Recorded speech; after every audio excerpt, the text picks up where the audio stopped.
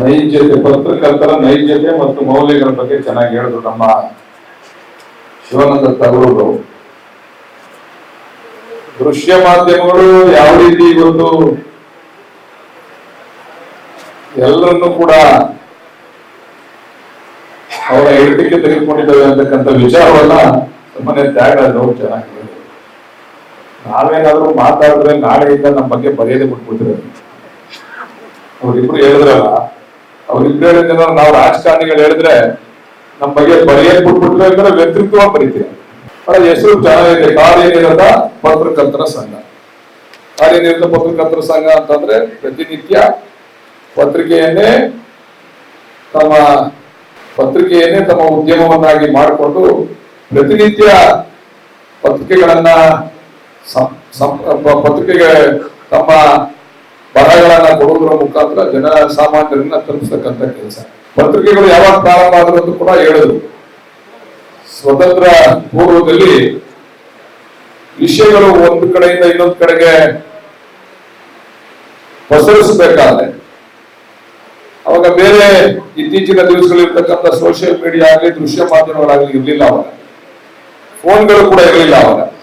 ಆವಾಗ ಈ ಪತ್ರಿಕೆಗಳು ನಮ್ಮ ದೇಶದ ಸ್ವತಂತ್ರ ಬರಲಿಕ್ಕೆ, ಬ್ರಿಟಿಷರಿಂದ ನಾವು ಸ್ವತಂತ್ರವನ್ನ ಪಡ್ಕೊಳ್ಳಿಕ್ಕೆ ಪತ್ರಿಕೆಯ ಪಾತ್ರಗಳು ಬಹಳ ದೊಡ್ಡದಿತ್ತು. ಅಂದ್ರೆ ಅವಾಗ ಮೌಲ್ಯ ಕೂಡ ಇತ್ತು, ಪತ್ರಿಕಾ ಮೌಲ್ಯ ಕೂಡ ಇತ್ತು, ವಾಸ್ತವಾಂಶದ ವರದಿಯನ್ನು ಕೂಡ ಮಾಡ್ತಿದ್ರು, ಅವಾಗ ನೈಜತೆ ಕೂಡ ಇತ್ತು ಪತ್ರಿಕೆ. ಇತ್ತೀಚಿನ ದಿವಸಗಳಲ್ಲಿ ಬರೀ ನಾವು ಪತ್ರಿಕೆ ಅವರೇ ದೂರ್ತಕ್ಕಂಥದ್ದಲ್ಲ, ಎಲ್ಲ ಕಲುಷಿತ ಆಗಿದೆ, ಎಲ್ಲ ರಂಗಗಳು ಕಲುಷಿತ ಆಗಿದೆ. ರಾಜಕೀಯ ರಂಗನೂ ಕಲುಷಿತ ಆಗಿದೆ, ಎಲ್ಲ ರಂಗಗಳು ಕಲುಷಿತ. ಪತ್ರಿಕೆ ಅವರೇ ಪಾಪ ನಾವೇನು ಬೆಟ್ ಮಾಡಿ ತೋರಿಸ್ತಕ್ಕಂಥ ಅವಶ್ಯಕತೆ ಇಲ್ಲ. ಅದನ್ನ ಸರಿದಾಗಿ ತಗೊಂಡು ಹೋಗ್ಬೇಕು, ಇಲ್ಲದ್ರೆ ಅದರ ಮೌಲ್ಯಗಳು ಉಳಿಯೋದಿಲ್ಲ. ಮೌಲ್ಯಗಳು ಉಳಿಯೋದಿಲ್ಲ ಅಂತಂದ್ರೆ ಬಹುಶಃ ಅದಕ್ಕೆ ಒಂದು ಗೌರವ ಸಿಗೋದಿಲ್ಲ. ಅದರಿಂದ ಆ ಮೌಲ್ಯಗಳು ಯಾವ ರೀತಿ ನಾವು ಉಳಿಸ್ಬೇಕು ಅಂತ ಹೇಳಿ ನಮ್ಮ ರಾಜ್ಯಾಧ್ಯಕ್ಷರು ಬಹಳ ಚೆನ್ನಾಗಿ ಹೇಳಿದ್ರು, ಮೌಲ್ಯಗಳು ಉಳಿಬೇಕು ಅಂತ ಹೇಳಿ. ಇವತ್ತು ಪತ್ರಿಕೆಯನ್ನ ಉಪಯೋಗಿಸ್ಕೊಂಡು ಯಾವ ರೀತಿ ಬ್ಲಾಕ್ ಮೇಲ್ ಮಾಡ್ತಕ್ಕಂಥದ್ದು ಅಥವಾ ಎದುರಿಸ್ತಕ್ಕಂಥದ್ದು ಮತ್ತೊಂದನ್ನು ಕೂಡ ನಾವು ನೋಡ್ತಾ ಇದ್ದೇವೆ. ಅದರಿಂದ ಇದನ್ನ ಹೊರತುಪಡಿಸಬೇಕು, ಇಂಥವ್ರ ದೂರ ಇರಬೇಕು ಅಂತಕ್ಕಂಥದ್ದನ್ನು ಕೂಡ ಅಧ್ಯಕ್ಷರು ಚೆನ್ನಾಗಿ ಸಂಕ್ಷಿಪ್ತವಾಗಿ ಹೇಳಿದ್ದಾರೆ. ಇದನ್ನ ಯಾವ ರೀತಿ ದೂರ ಇಡಬೇಕು ಅಂತಕ್ಕಂಥದ್ದನ್ನ ಎಲ್ಲದರಲ್ಲೂ ಕೂಡ ಮೌಲ್ಯ ಕಳ್ಕೊಂತಾ ಇದೀವಿ ನಾವು. ಪ್ರತಿಯೊಂದರಲ್ಲೂ ಕೂಡ ಎಲ್ಲ ರಂಗಗಳಲ್ಲೂ ಕೂಡ ಮೌಲ್ಯ ಕಳ್ಕೊಂತಾ ಇದೀವಿ. ಇಂಥ ಮೌಲ್ಯ ಕಳ್ಕೊಳ್ತಕ್ಕಂಥ ಸಂದರ್ಭದಲ್ಲಿ ಆ ಮೌಲ್ಯವನ್ನ ಉಳಿಸ್ತಕ್ಕಂಥದ್ದೇ ಈ ಸಂಘಗಳ ಜವಾಬ್ದಾರಿ. ಪತ್ರಕರ್ತರ ಸಂಘದ ಜವಾಬ್ದಾರಿ ಕೂಡ ಅಷ್ಟೇ. ಮೌಲ್ಯ ಇರ್ತಕ್ಕಂಥ ಪತ್ರಕರ್ತರು ಉಳಿಬೇಕು ಅಂತಕ್ಕಂಥದ್ದು ಇದರ ಉದ್ದೇಶ. ಅದರಿಂದ ಈ ಒಂದು ಪತ್ರಿಕಾ ದಿನಾಚರಣೆ ಮುಖಾಂತರ ಅವರ ಎಲ್ಲವನ್ನು ಕೂಡ ವಿಶೇಷವಾಗಿ ನಮ್ಗೆಲ್ಲರೂ ಕೂಡ ತಿಳಿಸಿದ್ದಾರೆ. ಇದರ ಇನ್ನೊಂದು ವಿಶೇಷತೆ ಏನಂತಂದ್ರೆ ಪತ್ರಿಕೆಯವ್ರಿಗೂ ಕೂಡ ಕುಟುಂಬ ಇದೆ ಅಂತಕ್ಕಂಥದ್ದು, ಅವ್ರಿಗೂ ಕೂಡ ಬದುಕಿದೆ ಅಂತಕ್ಕಂಥದ್ದು. ಪತ್ರಿಕೆಯವ್ರಿಗೂ ಕೂಡ ಕುಟುಂಬಗಳಿದ್ದಾವೆ, ಸಂಸಾರಗಳಿದ್ದಾವೆ ಅಂತದ ಅದನ್ನು ಕೂಡ ಗೌರವಿಸ್ತಕ್ಕಂಥ ಕೆಲಸ ಆಗ್ಬೇಕು. ಯಾವ ರೀತಿ ಗೌರವಿಸ್ಬೇಕು?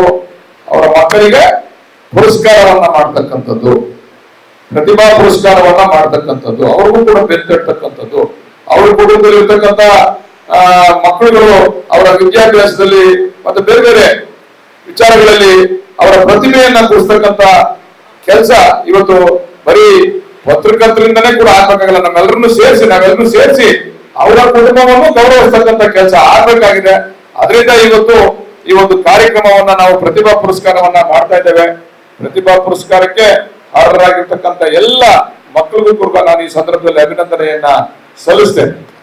ಎಲ್ಲರಿಗೂ ಕೂಡ ಅಭಿನಂದನೆಯನ್ನ ಸಲ್ಲಿಸಿ ನಾವು ಕೂಡ ಅವರಿಗೆ ಬೆಂತಕ್ಕಂಥ ಪ್ರೋತ್ಸಾಹ ಮಾಡತಕ್ಕಂಥ ಕೆಲಸವನ್ನು ನಾವೆಲ್ಲ ಮಾಡ್ಬೇಕಾಗ್ತದೆ ಅಂತಕ್ಕಂಥದ್ದನ್ನ ಹೇಳ್ತಾ, ನಾನು ಶಿವರಾಯಣ್ಣ ನನಗೆ ಬೇಗ ಬಂದ್ಬಿಡಿ, ಬೇಗ ಕಳಿಸ್ಬಿಡ್ತೀನಿ ಅಂತ ಯಾರು ಬರಲ್ಲ ಕಾಣೋದು. ಎಷ್ಟೋ ಜನ ಬಂದವ್ರು, ಇವಾಗ ನಮ್ಮ ಡಾಕ್ಟರ್ ಬಂದವ್ರೆ, ನಮ್ಮ ಮಾಜಿ ಶಾಸಕರು ಬಂದವ್ರು, ಎಲ್ಲ ಚೆನ್ನಾಗಿ ಭಾಷಣ ಮಾಡ್ತಾರೆ, ನೀವೆಲ್ಲ ಕೇಳ್ಬೋದು. ಇವಾಗ MLA ಅವ್ರೇನೋ ಅನ್ಯ ಕಾರ್ಯ ನಿಮಿತ್ತ MLA ಅವ್ರು ಬಂದಿಲ್ಲ ಅಷ್ಟೇ, ಅವ್ರೇನೋ ಟೂರ್ ಹೋಗವ್ರೆ ಅಂತ ತಿಳಿದೆ. ನಿಮಗೂ ಗೊತ್ತಿತ್ತು ಅವ್ರು ಟೂರ್ ಹೋಗವ್ರೆ ಅಂತ. ಅದಕ್ಕೆ MLA ಬರಲ್ಲ ಕಾರಣ ನೀನು ಬರ್ಲೇಬೇಕು ಅಂತ ನಾನು ಹಿಂಸೆ ಕೊಟ್ಟಿದ್ದೀನಿ. ಇದಕ್ಕೆ ಬರೀ ರಾಮನಗರದಲ್ಲೇ ಮಾಡಬೇಡಿ, ಎಲ್ಲ ಕಡೆ ಒಂದೊಂದು ವರ್ಷ ಮಾಡಿ. ಕಾನಪುರದಲ್ಲಿ 1 ವರ್ಷ, ಮಾಗಡಿಲಿ 1 ವರ್ಷ, ಚನ್ನಪಟ್ಟಣದಲ್ಲಿ 1 ವರ್ಷ ಮಾಡಿ, ತಾಲೂಕು ಮಟ್ಟದಲ್ಲ ಜಿಲ್ಲಾ ಮಟ್ಟದ ಪ್ರತಿಭಾ ಪುರಸ್ಕಾರ ಮಾಡಿ ನಮ್ಮ ಮಕ್ಕಳಿಗೂ ಕೂಡ ಗೌರವ ಸಿಗ್ತಕ್ಕಂಥದ್ದು ನಾವು ಮಕ್ಕಳು ನೋಡ್ದು. ಬಹುಶಃ ಪತ್ರಿಕಾ ನಮ್ಮ ಕುದೂರಿನ ನಮ್ಮ ಹೆಣ್ಮಗಳು ಅದು ಅತ್ಯಂತ ವಿಶೇಷವಾದಂತ ಭರತನಾಟ್ಯವನ್ನ ಇಲ್ಲಿ ಪ್ರದರ್ಶನ ಮಾಡಿರ್ತಕ್ಕಂಥದ್ದನ್ನು ಕೂಡ ನೋಡ್ದು. ನಮ್ಮ ಮಕ್ಕಳುಗಳು ಕೂಡ ಮೂಕಾಭಿನಯವನ್ನ ಮಾಡಿರ್ತಕ್ಕಂಥದ್ದನ್ನು ಕೂಡ, ಅಂದ್ರೆ ಪ್ರತಿಭೆ ಅಂತಕ್ಕಂಥದ್ದು ಯಾರ ಸ್ವಂತಲ್ಲ, ಅದು ಸಾಧಕನ ಸೊತ್ತು, ಪ್ರತಿಭೆ ಅಂತಕ್ಕಂಥದ್ದು ಸಾಧಕನ ಸೊತ್ತು. ಅದು ಯಾವುದೇ ಒಂದು ವರ್ಗಕ್ಕೆ ಅಥವಾ ಒಂದು ವಿಚಾರಕ್ಕೆ ಸೀಮಿತವಾಗಿರ್ತಕ್ಕಂಥದ್ದಲ್ಲ. ಯಾರ್ಯಾರಿಗೆ ಆ ಪ್ರತಿಭೆ ಇರ್ತದೆ ಅದು ಗುರುಸ್ತಕ್ಕಂಥದ್ದು ನಮ್ಮೆಲ್ಲರ ಆದ್ಯ ಕರ್ತವ್ಯ. ಆ ರೀತಿ ಇವತ್ತು ಪತ್ರಕರ್ತರ ಮಕ್ಕಳನ್ನ ಪ್ರತಿಭಾ ಪುರಸ್ಕಾರವನ್ನ ಅವರಿಗೆ ಗೌರವ ಸಲ್ಲಿಸ್ತಕ್ಕಂಥ ಕೆಲಸವನ್ನ ತಾವು ಮಾಡಿ ನಮ್ಮನ್ನು ಕೂಡ ಇಲ್ಲಿಗೆ ಕರೆಸಿ ತಮ್ಮ ಜೊತೆ ಬೆರೆತು ಈ ಕಾರ್ಯಕ್ರಮದಲ್ಲಿ ಭಾಗವಹಿಸಕ್ಕೆ ಅವಕಾಶ ಮಾಡಿಕೊಟ್ಟಿದ್ದಕ್ಕೆ ತಮ್ಮೆಲ್ಲರಿಗೂ ಕೂಡ ನಾನು ಈ ಸಂದರ್ಭದಲ್ಲಿ ಧನ್ಯವಾದಗಳನ್ನ ತಿಳಿಸ್ತಾ, ದಯಮಾಡಿ ಕ್ಷಮೆಯನ್ನ ಯಾಚಿಸಿ, ನಾನೇ ಮೊದಲು ಬಂದವನು, ನನಗೆ ಇನ್ನೊಂದು ಕಾರ್ಯಕ್ರಮ ಇದೆ, ದಯಮಾಡಿ ನನ್ನ ಬೀಳ್ಕೊಡ್ಬೇಕು ಅಂತ ಹೇಳಿ ನಮ್ಮೆಲ್ಲ ಪತ್ರಕರ್ತರಲ್ಲಿ ಮನವಿಯನ್ನ ಮಾಡ್ತಾ ಅನೇಕ ವಿಚಾರಗಳನ್ನ ನಮ್ಮ ರಾಜ್ಯ ಪತ್ರಕರ್ತರ ಸಂಘದ ಅಧ್ಯಕ್ಷರು ಮತ್ತೆ ನಮ್ಮ ಮಾಧ್ಯಮ ಸಲಹೆಗಾರ ಉಪಮುಖ್ಯಮಂತ್ರಿಗಳಿಗೆ ಚೆನ್ನಾಗಿ ಹೇಳಿದ್ದಾರೆ. ನನಗಾಗ್ಲೇ ಹೇಳಿದೆ, ಅವ್ರು ಹೇಳಿದ್ದೇನಾರ ನಾವ್ ಹೇಳಿದ್ರೆ ನಾಳೆಯಿಂದನೇ ನಮ್ಮನ್ನ ಬಹಿಷ್ಕಾರ ಮಾಡ್ಬಿಡ್ತಿದ್ರಿ. ಅವ್ರು ಕರೆಕ್ಟ್ ಆಗಿ ಹೇಳಿದ್ದಾರೆ. ಸತ್ಯ ಹೇಳೋದನ್ನ ನಾವು ಕೂಡ ಅರ್ಥ ಮಾಡ್ಕೋಬೇಕು, ತಿಳ್ಕೋಬೇಕು. ನೈಜ ಪತ್ರಕರ್ತರು ಉಳಿಬೇಕು, ಮೌಲ್ಯಗಳು ಉಳಿಬೇಕು.